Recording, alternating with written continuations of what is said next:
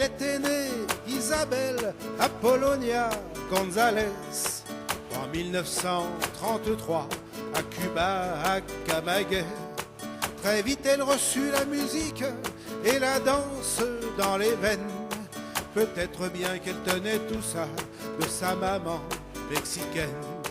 L'adolescente ne fut pas docile, difficile à dresser, si bien que ses parents dès 16 ans décidèrent de la marier.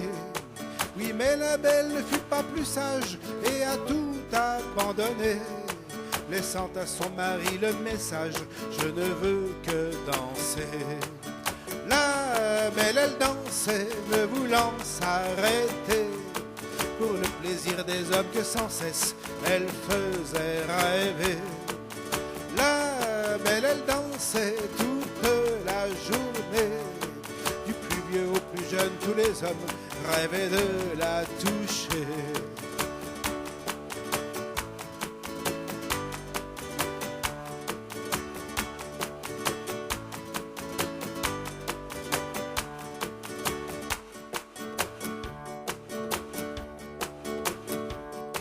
C'est à La Havane que la chance lui sourit aussitôt. On lui donna son nom d'artiste, Cello Alonso. Du music-hall, elle fut la princesse, si jolie, si fine. Elle conquit toutes les affiches de l'Amérique latine.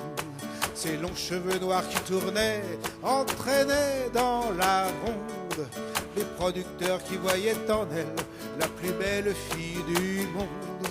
Puis c'est en France que son visage et son corps enflammèrent le tout Paris qui venait pour elle aux Folies Bergères. Cello, elle dansait, ne voulant s'arrêter, pour le plaisir des hommes que sans cesse elle faisait rêver. Cello, elle dansait toute la journée, du plus vieux au plus jeune, tous les hommes rêvaient de la toucher. Ouais.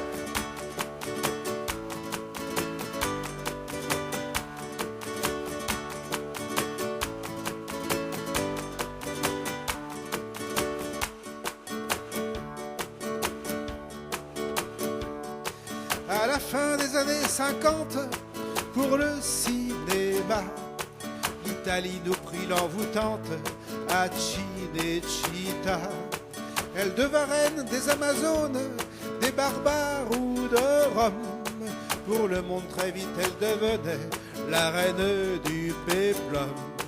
Elle était si belle dans les tenues de l'Antiquité que dans cette époque elle se trouva un peu enfermée.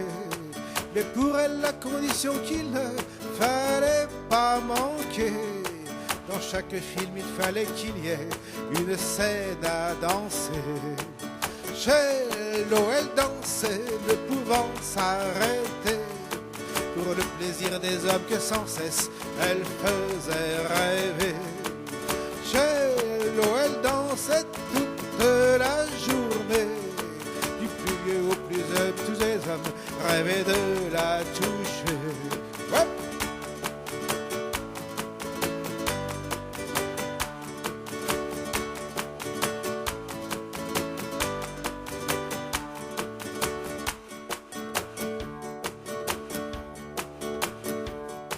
Avec le temps, les idées changent, les goûts d'histoire ancienne, tout au bout des années 60, n'étaient plus les mêmes.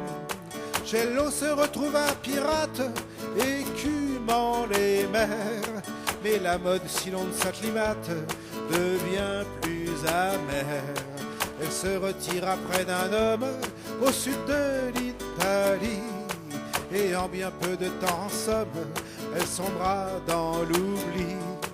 À la direction d'un hôtel, d'un élevage de chats, la commune inconnue, la belle, tranquillement vieillira. Cello, elle dansait, ne pouvant s'arrêter, pour le plaisir des hommes que sans cesse elle faisait rêver. Cello, elle dansait toute la journée, du plus vieux au plus jeune, tous les hommes rêvaient de la toucher. Chez l'eau, elle dansait, ne pouvant s'arrêter, pour le plaisir des hommes que sans cesse elle faisait rêver. Chez l'eau, elle dansait toute la journée, du plus vieux au plus jeune, tous les hommes rêvaient de la toucher.